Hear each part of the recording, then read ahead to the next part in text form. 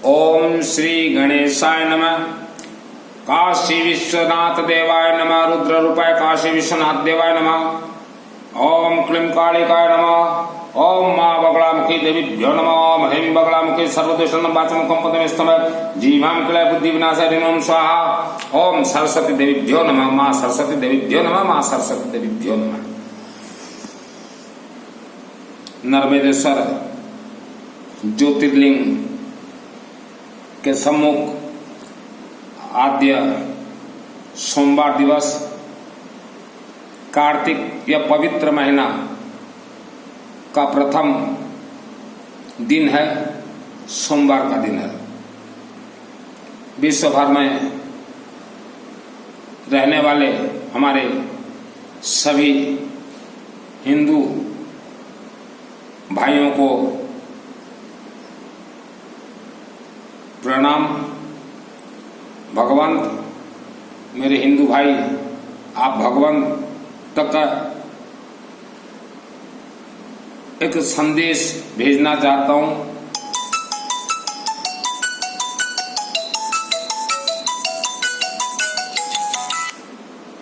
आप वह संदेश को ध्यान पूर्वक अगर आप सुनते हैं यह वीडियो को एक बार, दो बार, तीन बार, तो आपके जीवन में जितने भी दुख कष्ट समस्याएं हैं वह तो निवारण होगा ही होगा। पीढ़ी दर पीढ़ी राजाशाही जीवन आप व्यतीत करेंगे। देखिए, आपका पहला तो उद्देश्य ये होना चाहिए कि हमारा तो जो भी जीवन दुख कष्ट में बीत रहा है, आने वाले पीढ़ी सैकड़ों वर्षों तक उनका जीवन दुख कष्ट से ना बीते। चिंतन पहला ये होना चाहिए आपको। ये नर्मदेश्वर शिवलिंग जी हैं, नर्मदा नदी से उत्पत्ति। नर्मदेश्वर शिवलिंग जहां हम लोग जल डालते हैं, नीचे जो जल जाता है, यहां श्री गणेश, कार्तिकेय और मां जगत जननी राज राजेश्वरी त्रिपुरा सुंदरी आदि शक्ति महाशक्ति मां अशोक सुंदरी देवी का वास है। आपके घर में कोई पुत्र जन्म हुआ है या पुत्री जन्म हुई है, बारीकी से आप सुनिए। मैं ऐसे शब्दों में बोल रहा हूं जो कि अनपढ़ गवार भी यह प्रवचन को सुन के अपने शरीर में धारण कर सकता है। तो बेटा या बेटी अगर जन्म हुई है तो सर्वप्रथम आपको यह समझना होगा कि ये अपना प्रारब्ध पूर्व जन्म अपने साथ में लेके आई हुई है। हो सकता है पूर्व जन्म उन्होंने बहुत ही अच्छा कर्म किया तो उनके जीवन में दुख आना है नहीं। अगर दुख भोग रहे हैं बेटा या बेटी या अभी छोटे हैं तो भी आपको यह सोचना होगा कि हो सकता है इनका प्रारब्ध जो बहुत ही कुछ रहस्य में गुजरा होगा और हम जन्म पैदा होते ही इनके नाम से इनका प्रारब्ध काटने के लिए रुद्र रूपाय काशी विश्वनाथ देवाय के नाम से नर्मदेश्वर शिवलिंग में इनके लिए रुद्री नमक चमक अनुष्ठान करवा देते हैं। रुद्री नमक चमक अनुष्ठान से इंसान का पूरा प्रारब्ध जितना भी दोष है वह बहुत ही हल्का हो जाता है। अकाल मृत्यु दोष टल जाता है। बच्चे विद्वान होते हैं। तो रुद्री, आपने रुद्राभिषेक का नाम सुना हो, रुद्री पाठ का नाम सुना है। मैंने आज कहा है, बताया आपको, रुद्री नमक चमक अनुष्ठान। ये आप गूगल यूट्यूब में आप सर्च कर लीजिएगा कि नमक चमक क्या होता है। पहले अपने ब्रेन को थोड़ा स्टार्ट कीजिएगा, उसके बाद करवाइएगा। कोई जल्दबाजी नहीं है। तो यह अनुष्ठान अगर आप अपने घर में करवाते हैं तो नर्मदेश्वर शिवलिंग जरूरी है, क्योंकि ये नर्मदेश्वर शिवलिंग जो है इसका पूजन बहुत आसान है। और यहाँ जो हम रुद्री नमक चमक करवाएंगे। यह 12 ज्योतिर्लिंग से कनेक्ट है। हमारे भारत देश में जो 12 ज्योतिर्लिंग है उसके साथ कनेक्ट है ये। आप नेपाल में रहते हैं, सिंगापुर में रहते हैं, मलेशिया में रहते हैं, भूटान में रहते हैं, तो भी आप नर्मदेश्वर शिवलिंग अपने घर में स्थापना करवा के रुद्री नमक चमक अनुष्ठान करवा सकते हैं। तो इससे जो अनुष्ठान होगा बेटा बेटी के लिए तो होगा ही होगा, उसके साथ आपके घर में जितने भी मेंबर हैं सबका नाम जो है उच्चारण उसमें हो जाएगा। तो आपका भी ऐसा भी हमने देखा है कई जगह पे माता पिता का प्रारब्ध जो बच्चे भोग रहे हैं, विद इंटरेस्ट भोग रहे हैं। शास्त्र कहता है पिता का कर्मों का फल कर्म ही देगा, पीढ़ी दर पीढ़ी भोगना पड़ेगा। तो रुद्री नमक चमक अनुष्ठान करवाने पे पूरे घर के सभी सदस्यों का प्रारब्ध दोष कट जाएगा। आज आप भी और हम भी देख रहे हैं, बेटा हो या बेटी, हम बहुत पैसा खर्च करते हैं लेकिन वो सही से पढ़ाई नहीं कर पाते, क्योंकि उनके ब्रेन में प्रारब्ध बैठा हुआ है। हमारे हर इंसान के मस्तिष्क में एक ब्लैंक सीडी है, जैसे टेप वगैरह बजता है ना, सीडी ब्लैंक सीडी है, उसमें प्रारब्ध जो है बैठा हुआ है। इसीलिए बेटा बेटी के लिए आप जितना भी पैसा खर्च करो ठीक से पढ़ाई नहीं करते और ना पिता माता का कहना मानते। और विवाह के बाद पति पत्नी के बीच महाभारत जैसे युद्ध होता है। इसके साथ बेटा का विवाह में विलंब और बेटी के विवाह में विलंब होता है। तो यह सब प्रारब्ध दोष है। तो ऐसे स्थिति में माता पिता क्या करते हैं, अपना जन्म कुंडली लेके दर बदर भटकते हैं कि कहीं जन्म कुंडली में दोष है कि जन्म कुंडली। देखिए जन्म कुंडली कभी भी नहीं बता सकता प्रारब्ध इनका क्या था क्या नहीं, कभी नहीं बता सकता। और मैं तो हर एक माता बहन महिलाओं से निवेदन करूंगा, अपना जन्म कुंडली गलती से भी किसी को ना दिखाएं। आपके जन्म कुंडली में चलो हम मान लेते हैं सभी ग्रह जो है आपके विपरीत चल रहे हैं, तो सभी ग्रह को ठीक करने के लिए अगर आपके पास जन्म कुंडली है तो ठीक है, और नहीं तो जन्म कुंडली डेट बर्थ लिख दीजिए और एक नर्मदेश्वर शिवलिंग मंगा लीजिए, और नर्मदेश्वर शिवलिंग ऐसे जो है उनके नीचे आपका जन्म कुंडली का एक जेरॉक्स कॉपी रख दीजिए। और हर रोज जो है 2 मिनट नर्मदेश्वर शिवलिंग में ज्यादा आपको माने झंझटबाजी पूजन वगैरह करना नहीं है, 2 मिनट आप इसको बस अगरबत्ती जला लीजिए 3 या 5, और नर्मदेश्वर शिवलिंग में आपको जैसा अच्छा लगे वैसा पूजन करना है। नर्मदेश्वर में आप अपने मन मुताबिक पूजन कीजिएगा। ये जो वेद है शास्त्र बतलाते ना, ये पूजन ऐसा नहीं होना चाहिए, ये पूजन वैसा नहीं होना चाहिए, ये अपने आप को बहुत ज्यादा ज्ञानी मानते हैं, बहुत ही ज्यादा ज्ञानी मानते हैं। माने इतना ज्ञानी मानते हैं कि ये रुद्र रूप है, काशी विश्वनाथ ज्योतिर्लिंग से भी इनके दिमाग में बहुत ज्यादा ज्ञान भरा हुआ है, इसलिए ये लोगों को भड़काते हैं। तो जन्म कुंडली गलती से किसी को मत दिखलाइए। और मंदिरों में क्या काम है जन्म कुंडली, ये जो मंदिरों में हम देखते हैं जन्म कुंडली बैठे ये शास्त्री लोग, तो इसका मतलब आप देवी देवता को अपमान कर रहे हैं। सुप्रीम पावर बैठी हुई है देवी मंदिर में या देवता मंदिर में, उसके सामने आप कैसे जन्म कुंडली देखेंगे? आप देख ही नहीं सकते किसी मंदिर में। और जो मंदिर में लेके जाता है जन्म कुंडली, उनसे भी मैं निवेदन करता हूँ, विनम्र निवेदन, आप देवी देवता को मान सम्मान अगर देते हैं तो फिर देवी देवता के सम्मुख आप जन्म कुंडली लेके क्यों जाते हैं? इतना तक भी शास्त्र कहता है आप अगर मंदिर जाते हैं तो आप नतमस्तक और प्रणाम सिर्फ देवी देवता को करेंगे, वहां बैठे पुजारियों को आप नतमस्तक या प्रणाम नहीं कर सकते। हम देखते हैं महिला लोग जाकर पांव छूते हैं, देवी देवता के सम्मुख पांव छूते हैं। छुलवाने जो छुआता है पांव, उनको तो मैं धन्यवाद दूंगा।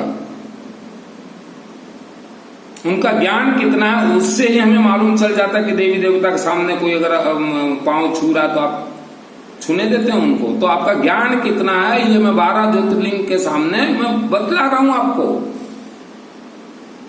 और महिलाएं बिल्कुल गलती मत कीजिए। आप किसी भी मंदिर में जाइए, किसी का पांव आप नहीं छू सकते आप मंदिरों में।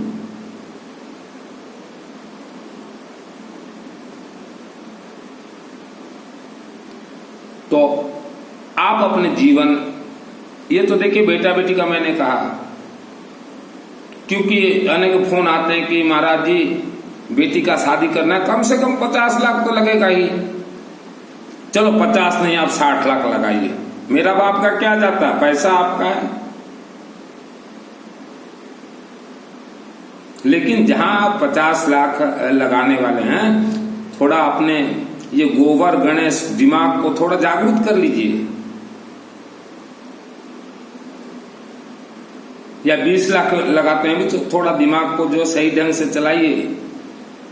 मैं नर्मदेश्वर, ये ज्योतिर्लिंग 12 ज्योतिर्लिंग, मेरा हर एक शब्द जा रहा 12 ज्योतिर्लिंग के समूह, कि मैं क्या बोल रहा हूं, सत्य बोल रहा हूं या झूठ बोल रहा हूं, जो भी है निर्णय होगा 12 ज्योतिर्लिंग में। तो आप बेटा और बेटी के माता पिता कम से कम जितना भी पैसा आप खर्च करना चाहते हैं, एक आप अपने घर में हो। अगर घर छोटा है, व्यवस्था नहीं है, तो आपके शहर के शिव लिंग में आप रुद्र नमक चमक का अनुष्ठान करवा लीजिए। अभी किस चीज का आप करवाना चाहते हैं ये भी हम आपको बतला देते हैं। सर्वश्रेष्ठ है सरसों तेल का, सर्वश्रेष्ठ है सरसों तेल का, क्योंकि प्रारब्ध को काटता है सरसों तेल। प्रारब्ध के हमारे जो शत्रु हैं उसे काटता है, शत्रु का बुद्धि विनाश करता है। और अगर आपके घर में भी व्यवस्था नहीं है, मंदिर में भी आप जाना नहीं चाहते, ज्यादा किच बाजी होता है, हाँ होता है मंदिरों में, ये कमेटी वाले जो है लाओ परमिशन, मुझे मालूम है इनका ज्ञान और विज्ञान। अब केसिंगा जो शहर है, जिला कालाहांडी शहर केसिंगा, उसके नजदीक अगर कोई परिवार रहता है तो मैं आपसे निवेदन करता हूं, आप अगर रुद्र रुपए काशी विश्वनाथ का नर्मदेश्वर ज्योतिर्लिंग में अगर आप एक रुद्र नमक चमक अगर करवाते हैं अनुष्ठान, तो इसका फल जो है अनंत गुना 12 ज्योतिर्लिंग तक पहुंचेगा, कनेक्टेड है। और नहीं आपका पास कोई व्यवस्था नहीं है, झंझटबाजी में जाना नहीं चाहते, तो केसिंगा के नजदीक आधा किलोमीटर में कुर्लू पड़ा गांव है, वहां पंचमुखी शिवालय है, शिव जी है, वहां आप करवाइए, जितना सरसों तेल डालिया, कोई कमेटी समिति नहीं है वहां। शिव मंदिर में काहे का कमेटी, सुप्रीम वर्ल्ड को चलाने वाला है शिव जी, वर्ल्ड को कंट्रोल शिवलिंग से ही होता है। ये आपको जितने ये आत्म कल्याण का जो प्रवचन देते हैं कि ये मंत्र जाप करो आत्म कल्याण होगा, ये झूठ बोल रहे हैं। इन्हें नहीं मालूम आत्मा कहाँ है शरीर के अंदर, झूठ बोल रहे हैं, ये आपको गुमराह कर रहे हैं। इन्होंने आपको पिंजरे में बंद से रखा है, अग्नि के सम्मुख बोल रहा हूं, झूठ बोल रहे हैं। आत्म कल्याण के नाम से ये लाखों करोड़ों परिवार को गुलाम बना के रखे हैं। क्या होता है आत्म कल्याण, इनके एक मंत्र से आत्म कल्याण हो जाएगा। आत्मा का कल्याण, ज्ञान का वरदान, विवेक का वरदान, यह आपको शिवलिंग से प्राप्त होगा। हमने एक से पूछा क्या कर रहे हो, इतना लंबा चौड़ा उपवास क्यों, बोला हम आत्मा का कल्याण कर रहे हैं। उपवास से आत्मा का कल्याण हो जाएगा।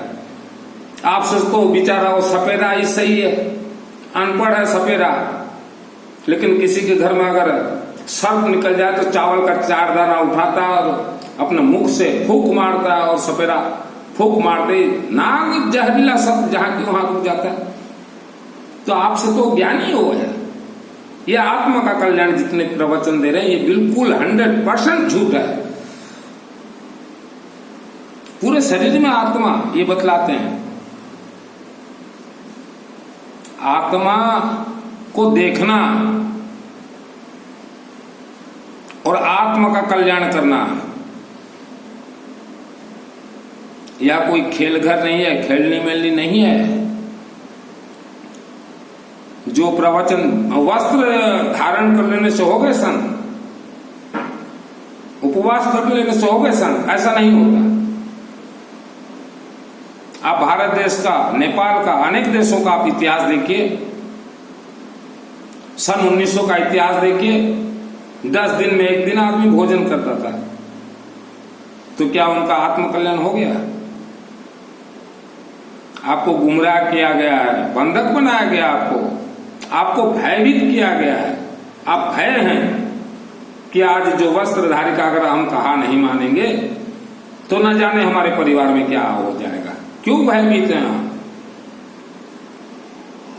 आत्म कल्याण संभव नहीं है।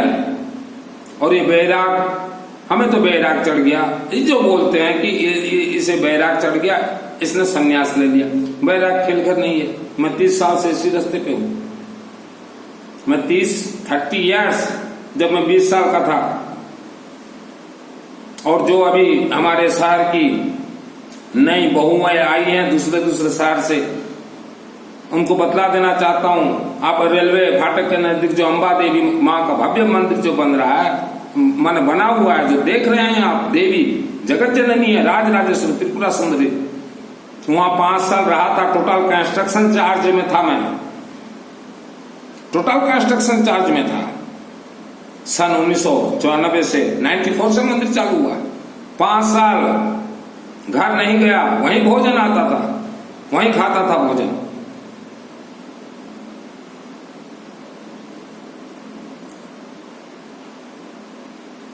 तो आप धर्म को धारण करना है, आत्मा का कल्याण करना है,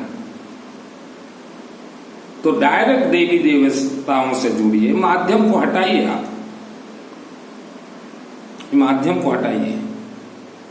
आपके जीवन में जैसा भी दुख संकट है,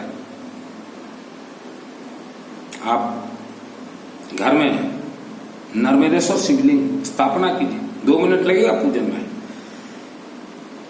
अगर 2 ही मिनट आपके पास समय नहीं है तो धन्यवाद दूंगा। आपको भगवान ने मानव जीवन जो दिया है उसका एक ही अर्थ, एक ही उद्देश्य है, भोजन करना, पति पत्नी संभोग करना, बच्चे पैदा करना, मलमूत्र त्यागना, यही उद्देश्य है। अगर धर्म के लिए आपके पास, शिव जी के लिए 2 मिनट नहीं है, तो ये काम तो हमारे गली मोहल्ले के कुत्ते भी करते हैं।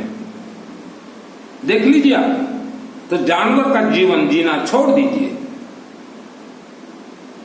क्यों जानवर के जीवन जी रहे हो?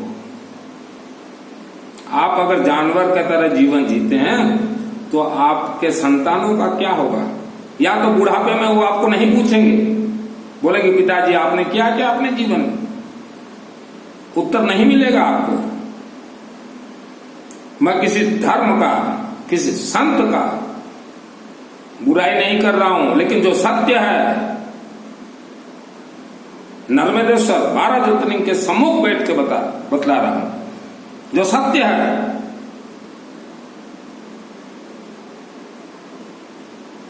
जो आत्म कल्याण का ज्ञान बांट रहे हैं विश्व को, नहीं बोलना चाहता। विश्व का एक ऐसा छोटा सा शहर, वहां उनका ठहराव हुआ कुछ दिन, रात भर सो नहीं पाए। भूत प्रेत का तांडव जहां उनका चलता है कथा, वहीं तांडव। 2 दिन 4 दिन 5 दिन मेरे पास खबर आया कि मित्तल जी जरा आइए, जरा आइए। मैं गया नहीं, गर्मी पड़ रहा है, ऐसे गर्मी में मैं गर्म रहता हूँ। फिर पिताजी बोले जा बेटा क्यों बुला रहे हैं, सुन के आ जा। मैं गया तो बोले ऐसा ऐसा बात है, रात को सो नहीं पाते। और वही दे रहे हैं ज्ञान।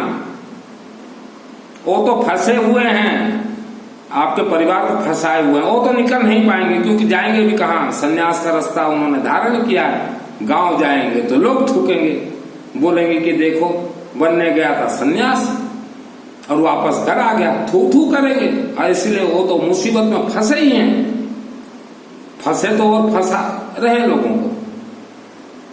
तो ये है इनका कर्म, और इनके चरणों में आप नतमस्तक झुका, परिवार को बर्बाद मत कीजिए, इनसे दूर रहिए, इनसे हट के रहिए। आपके पूर्वज 200 पीढ़ी पूर्व देख लीजिए, आपके कुल देवी देवता मां भवानी दुर्गा देवी हैं, आपने दुर्गा देवी को त्यागा है। आपके 200 साल पूर्व इतिहास देखिए, मां अम्बे दुर्गा देवी आपकी कुल देवी को आपने त्यागा है। आपने दुस्साहस किया है आपके पूर्वजों ने, और इसका परिणाम आपके पूर्वजों को भी भोगना पड़ा है। रोटी के लाले उनको सहना पड़ा है। खोल के देख लीजिए आपके पूर्वजों का इतिहास। मैं ज्यादा बोलना नहीं चाहता क्योंकि वीडियो अनेक देश में जाएगा, अनेक संप्रदाय में जाएगा। आपने धोखा आपके पूर्वजों ने दिया है देवी को धोखा देना कोई खेल घर नहीं है। समय रहते आप अपने कुल देवी देवता के चरण में गिर जाइए। मैं नहीं बोल रहा हूं धर्म आप धारण कीजिए। धर्म कहां रहता है? विवेक के धर्म में माहिए। आपके अंदर अगर विवेक है तो धर्म अपने आप आपके शरीर में प्रवेश करेगा, और विवेकहीन अगर आप हैं तो जीवन बीत जाएगा आपको। धर्म करते धर्म कभी भी आपके शरीर में प्रवेश नहीं करेगा। विवेक के अंदर धर्म का वास है। हमने देखा है मंदिरों में 10-10 साल तक जो जाते थे मंदिर, उन्हें कोई फल प्राप्त नहीं हुआ। कैसे फल प्राप्त होगा? क्योंकि देवी देवताओं के सामने भी उनका घमंड झलक रहा था। कभी उन्होंने नहीं झुका देवी के चरण में। तो आप समय रहते, आपका तो जीवन चलो जैसा चल रहा बहुत अच्छा, आगे भी अच्छा चले। कम से कम अपने पुत्र पुत्रियों के लिए आप उनके उज्जवल भविष्य के लिए सतमार्ग पे चले। मैं नहीं कहता आपको धर्म ही करते रहो दिन भर, क्या जरूरत है करने का दिन भर। कम से कम जहां नर्मदेश्वर शिवलिंग का वास हो, उनके घर में अकाल मृत्यु नहीं होता। उठा के देख लीजिए वेद शास्त्र, उनके घर में बड़ा रोग प्रवेश नहीं करता। आप बिठाइए अपने घर में नर्मदेश्वर शिवलिंग। गरीब से गरीब आदमी, अगर आपके पास पैसा नहीं है तो मक्का जो खाते हैं ना, भूटे बोलते हैं, भूटे मक्का नर्मदेश्वर शिवलिंग मां अशोक सुंदरी के चरण में चढ़ा दीजिए 2। और जो बेर खाते हैं, बेर, कहीं बेर बोलते हैं, कोई बोलो, चढ़ा दीजिए अशोक सुंदरी के चरणों में। और देखिए फिर